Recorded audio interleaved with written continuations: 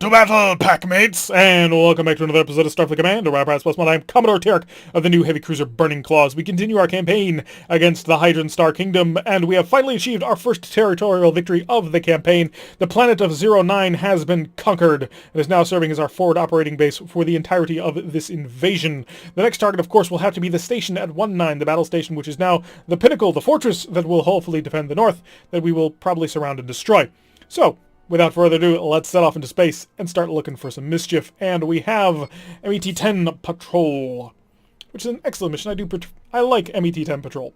It's basically you, them, fight. No complications, no challenging bits, nothing to do with any sort of knocking down of a star base or anything at the end of it. It's just enemy ship, your ship, kill each other. I'm a simple man. I like simple things sometimes. So as we will slowly accelerate, geez, even trying to get up to a speed of like 8 is just takes an eternity. The new heavy cruiser Burning Claw, of course, being one of the brand newfangled pseudo-frigate tenders, slash battlecruiser, slash freighter from evil, terrible convoy raids that we were on in a previous campaign. And yeah, it's a quite nice ship. The problem is carrying around this gigantic crate is just so difficult. It really slows us down, and there, of course, is the enemy, who is a dreadnought. A little bit outside of our reach. It is an REG. Don't know what that means. Regent of some description, I assume? I'm going to guess you're a command dreadnought that's heavy on hellbores, and if that's the case, we could be in trouble. Last episode we fought a paladin, and the paladin had 4 and 4 fusion cannon hellbore, but Regent sounds like a command ship, and command ships generally tend to prefer hellbores over fusions. No, it's just better in every way. It's equipped with 4 hellbores and 6 fusions. Oh god, this could get ugly quick. Let's kick on the electronic warfare. We're going to go up to 4. No, we're going to go up to 5 right away. And also get on the shield reinforcement 360 degrees, because hellbores, they don't care. Unfortunately, it looks like the pirates have shown up to ruin our day. They're going to get involved in this little fight, although I believe with this spawn position, the pirates are neutral to both of us, or rather hostile to both of us, so they'll try and kill both of us, whoever's in better range.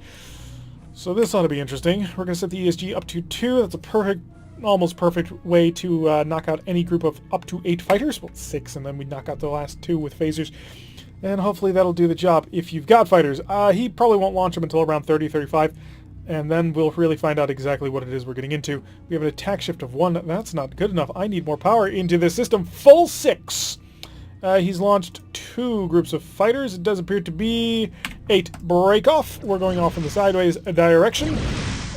Probably should have gone to the other sideways direction purely because I don't want to get too close to the pirates.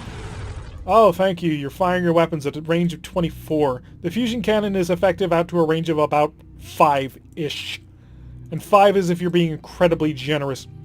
If you really want to use a fusion cannon in this game, if you're using it beyond a range of 2, you're doing it wrong. Hellbores, on the other hand, will reach out and touch you. Like that. And I'm kind of annoyed that it hit this particular shield, because that's an aggressive shield that I need. Get ready with the ESGs. We're going to tank this sucker as best as we can. Kick on now, so it'll be ready. Follow up with the phasers. We're going to need it. You. And here comes our... Oh, nope, it was on you. Okay, got him. Alright, so that took out his fighter escort. Drop a mine, build some distance. Because now we want to pull out, recharge our ESG a bit, maybe let these 2 skirmish for a little while, and then come back in with a fully loaded complement. Kept our disruptors fully charged, so that's not going to influence our power all that much. The ESG, huge power hog. Absolutely adores eating all of my power. So right now, we don't have much defense. To the point where, yeah, I want electronic warfare right now. Oh god, he's armed with photon torpedoes, and we've got 2 pretty weakened shields at this point. I'm going to set up a shield reinforcement of back here, just as soon as you've got power for it. Oh, ESGs, you're killing me here. Okay, so 20.5 points of energy.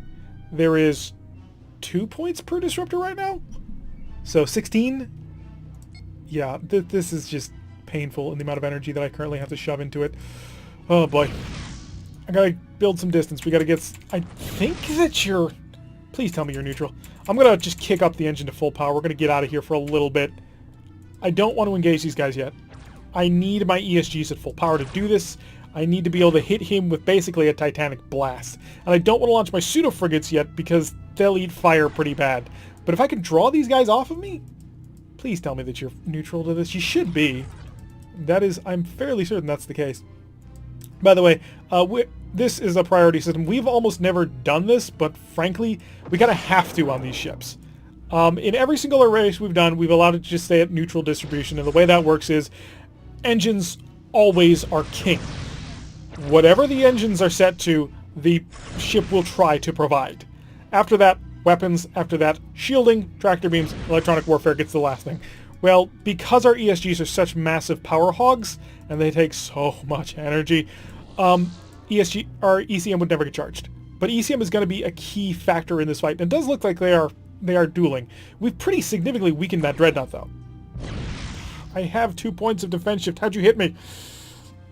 I thought Underbid is supposed to be especially vulnerable. They were shooting each other, right? That wasn't just my imagination. Yeah, they're shooting each other. I don't know what you want to do. Are you seriously coming for me? That should be more like it. I don't want to turn in this direction because I'm worried about this shield, but I've got to give them a better target to fight. Like, I don't want to hurt him. I want him to hurt him. So I'm going to have to actually lead him back to the Regent, which is going to be interesting. And also, he can go much faster than I can, which is not great. Disruptors, maybe? I think we do disruptors. Simply because you've got no, we don't. We want to keep him at full base. Mine. Break off in the other direction. There you go. That's what I wanted. You can fire missiles at me all day. Actually, no, you can't. Those are bad missiles. Alright, we gotta pull away. We're gonna have to do a pretty fast run on top of you, which I'm not happy about. Set this down to 0. Part of the reason why I don't want to engage him right now is because he has a full weapons load. He can do things like that to me. So we're going to nail him just a little bit, pull off on a disengaging side, stay outside of a range of 3, and that'll allow us to keep away from his Gatling phasers. He doesn't actually have a ton of phasers. It's kind of an interesting thing, but he's really not all that well endowed with them. Stop going for me. There's the Dreadnought. He wants to invade you. We kind of also want to stay outside of a range of 10. Just because defense shift plus range equals survivability. And that's kind of what we're going for right now. We have no reason not to use our disruptors as much as possible. The disruptors charge and hold at the same amount of energy. So it takes a certain amount of power cost to charge up a weapon, and then some weapons have a discounted cost in order to hold that weapon at full charge. Disruptors don't charge you, well, they don't have any reduced power cost once they're fully charged. So there's really no reason not to fire them as much as possible, especially because they recharge every turn. And now you're fighting. That's what I want to see. ESGs, how you doing? Only half charge, not good enough. So we're just going to hang around back here and blink away at him as much as possible, because I'm not worried about this guy. He's kind of useless to me. Back off. Not fighting you. You can fight him. Go waste your pirate lives on him. We're just going to cruise along high speed. Just keep it at far range. Plink away with disruptors. Kind of do a little bit more of a Klingon saber dance style technique up until the point where we have a good opening. And that good opening is as soon as this capacitor is at full charge. We are charging at like 1.5 points of energy per cycle, which is not great, but it keeps us active and able to do other things. Okay, he's dead. That's concern. Well, actually, no, that's not concern. That's good. It's good that he's dead. It's good that he was the one who invested all that effort to kill him. And we are plinking away at his rear shields a little bit. Oh, take away. I do need to charge these systems, actually. So if I can actually just stay at his stern for a little while, sort of just outside of his range, we can really get some work done here. Unfortunately, because we're not a Klingon ship, we don't have the amazing disruptor arcs that Klingons love to have. Because Klingons, especially in the mid and late era and beyond, they start to get some seriously huge disruptor arcs. Unfortunately, a pretty significant number of our disruptors only fire direct forward, mainly our wing disruptors. They are not super amazing wide arcs, which is kind of sad. But they should do the job more or less, as long as we can keep him in front of us. Which we should be able to do as long as he keeps up on sort of like this sprinting away from me course. I'm happy for him to do that, especially gives me more time to charge my ESG, because all it's going to take is one ESG, especially with disruptor plinking. I'm steadily whittling him down. I'm making him weaker. He is eventually going to suffer. But he is turning in pretty hardcore on this one. Ouch. Marines? Yeah, we're going in. This. We are going to drop our shields in order to do this, but it's essential in my view. So we hit him, turn, show a defensive shield, knocked out both of them. Okay, so what we did on there, if you're new to the channel, then welcome. You should probably go back to an earlier episode, but hey, I'm also going to explain my tactics for people who probably already know what's going on. So, ESG. super short range weapon, big bubble shield. It hits whatever we ram into. It's really powerful, really useful. As you can see, we knocked out his entire shield in basically one pass, and then followed up with all our weapons right on into him. Very effective technique.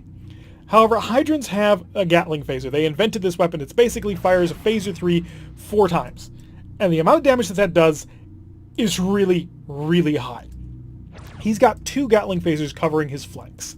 So under normal circumstances against most other enemies, we would basically just overrun them. We'd fly right at them, hit them with everything we had, and then fly past them as they were crippled and sort of drifting along. Against Hydrons, you can't do that. And the reason why you can't do that is because their Gatling phasers only cover the flanks. So they're not going to shoot until after you've passed them by. Now, that's actually a pretty big problem, because generally your rear shields are your weaker shields, so they can knife through your rear and generally get hits on your power systems, which screws you over for the rest of the fight.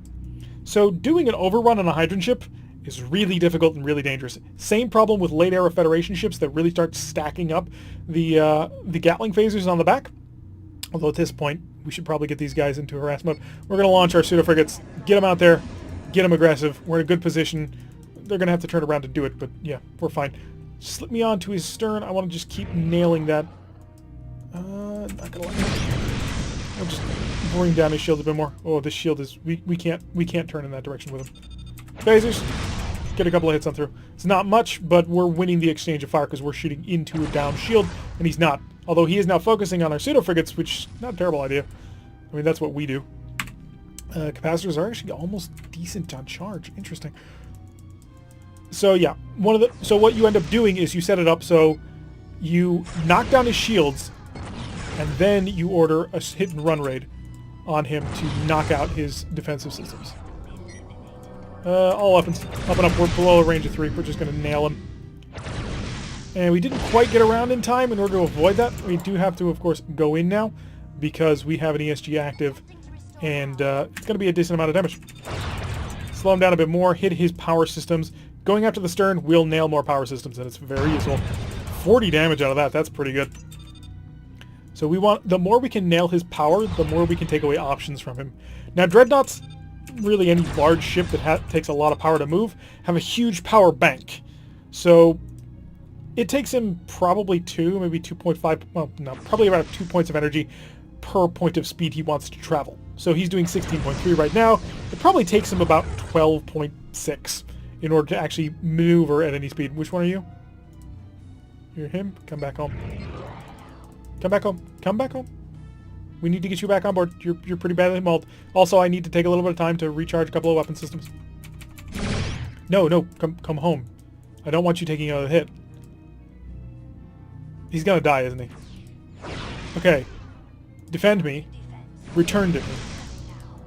Stop doing hit and run rates. I need you to come home. Sometimes the fighter in pseudo-frigate AI is dumb as rocks. Come on, just get some hits in. Just start taking on the weapon systems. ESG, a little bit of power. Get on board. Get on board. There we go. All weapons. I think we actually got him here. Yeah, so because it takes him so much energy to move, all he's got to do is reduce his speed a little bit in order to get a pretty significant amount of power to charge his other weapons. Because at the end of the day, we all take the same amount of power to fire, same amount of energy to power a phaser, 1 point. So whereas it takes me 1 point of energy to move 1 point of speed, he can basically get double the amount of power back just by reducing some speed.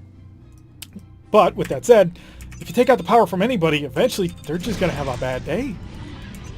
We activate the ESG. It's never going to get in range. Unless we do this, we're going to activate a high energy turn.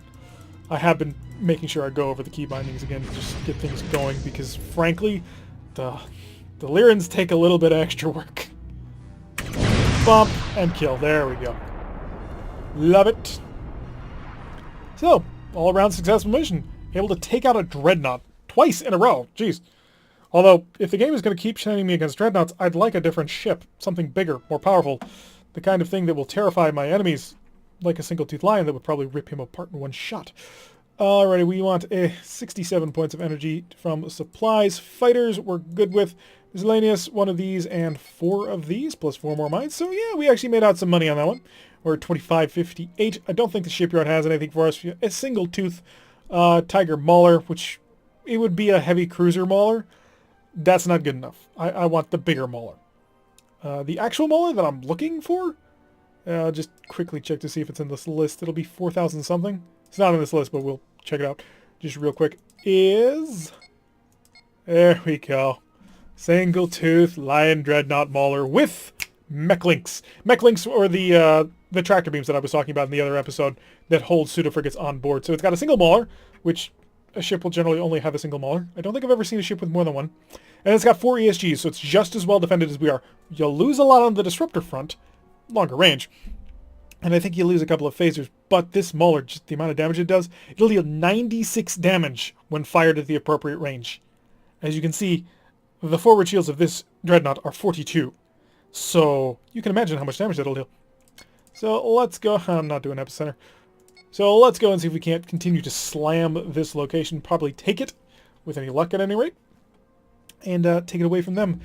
Beginning our encirclement of the station of 19, Deep Space 19, as it might now be called. So we will red alert and slowly increase speed. We have no friends. We have no enemies. Well, yes, there are enemies out there. We could send a probe as soon as the phasing capacitor is fully charged, but we're not going to. We'll do maximum speed of time. We'll also come over here for I want 6, and then I want this, and this, and this. So maximum reinforcement, maximum ECM, and another gosh darn Dreadnought. You're an LGE+. Jeez. Game. I'm a heavy cruiser. Why do you keep sending Dreadnoughts at me? Does it really have that much of an inflated opinion of me? Let's see what the LGEs are capable of doing. I hope that it's skewed more fusion cannon. I really do. Because fighting someone who's got a lot of Hellbores is difficult. It's not super difficult, but it's difficult. How are we dealing with, game? Ooh, you're a carrier. Dedicated carrier. Gotta be.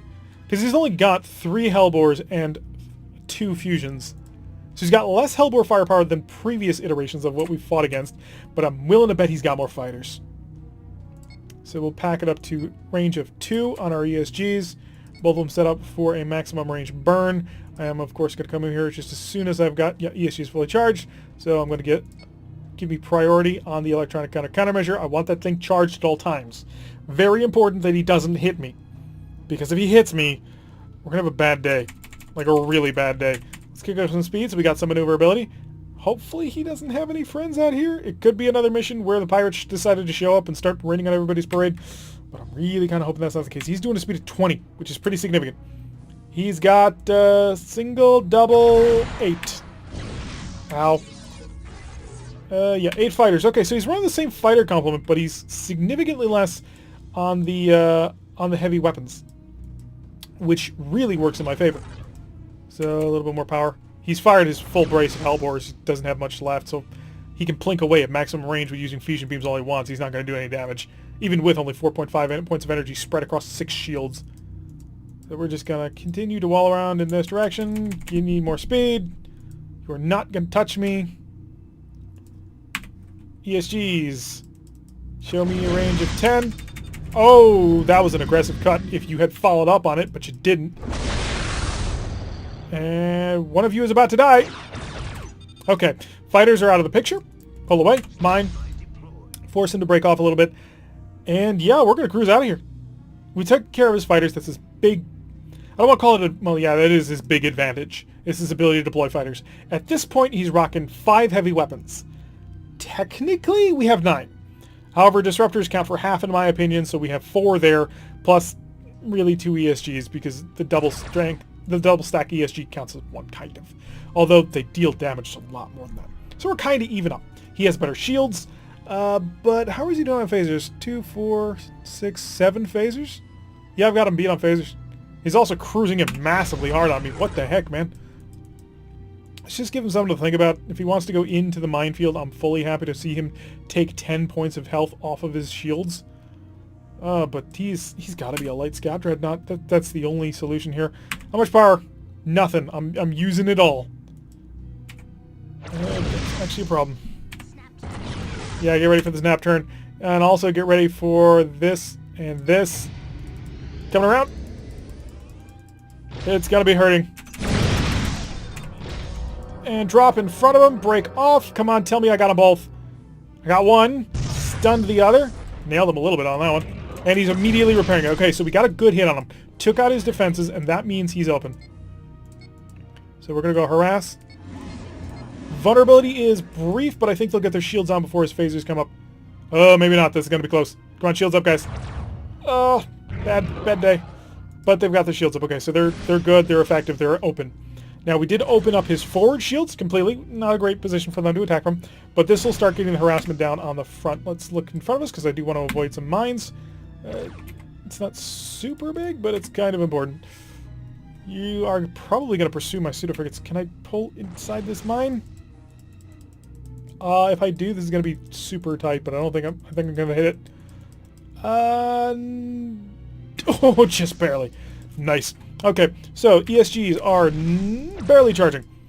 Every other weapon, though, doing wonderful. So give me a range of 10. Open fire with the E disruptors. No, we close. We close with them hard. Give me another... Gatling phase is already lined up. This will be another energy barrage. And now, open them up. Transporters. Oh, crap. We opened up the shield at the wrong moment. Didn't expect to do that, to be honest. Set that to 0. Shouldn't have used that, but we are skirmishing with them. We're opening up more angles that our pseudo-frigates can get into. That's the important thing here. If we keep nailing these openings, then eventually he's just going to run out of positions to do anything with. Because the more angles that are open, the more directions pseudo-frigates are going to come in from him, the fewer weapons he's going to be able to bring to bear on him, and eventually we're just going to pick him apart 1,000 cuts.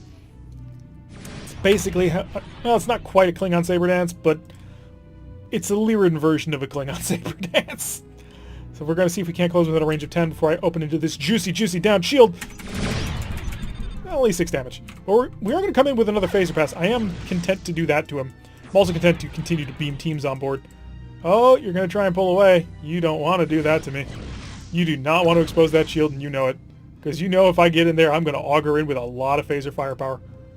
Also, we're going to be firing at a range of 5. That'll keep outside of his Gatling phase. Didn't quite intend to do that, but I guess we're doing that. Yep, go in. 77 ought to be good. No, oh no. Oh no.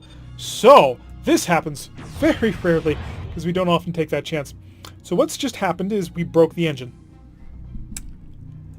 So the technique we're using is a high energy turn. Basically what the high energy turn does is it says, okay, I want you to create a warp bubble around my ship. The warp bubble makes me inertialess. I can immediately turn the ship as fast as I want, and then go on a new vector. Very effective tactic if you're trying to get a good angle on the enemy.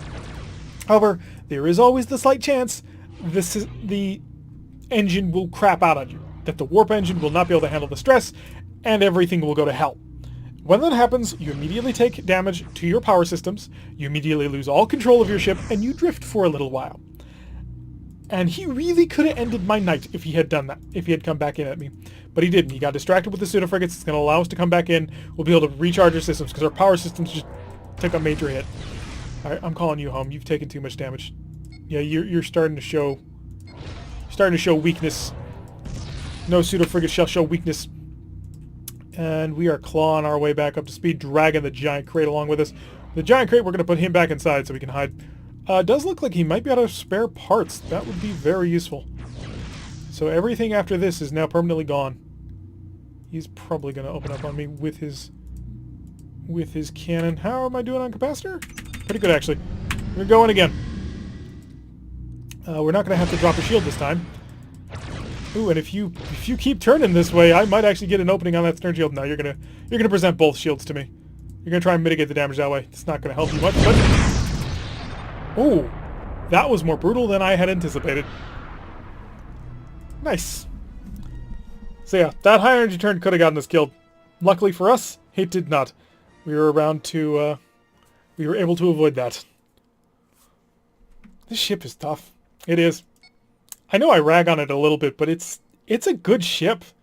It's solid. It's got a lot of long-range firepower. It's got a nice amount of crunch firepower. And the pseudo-frigates are just icing on the cake. So I know I will insult this ship a lot, and I know I kind of rag on Lyrans a lot, but this ship just feels good. And it may just be because we've taken out 3 dreadnoughts in a row at this point, and anything like that will skew your view of a ship. But Burning Claw, definitely doing work out here. But that is actually going to do it for today's episode. I've been Tarek. If you like what you've been seeing, hit that like button and subscribe. If you want to see a notification every time I post one of these videos, press that little bell icon. Leave a comment. I will see you all in the next episode.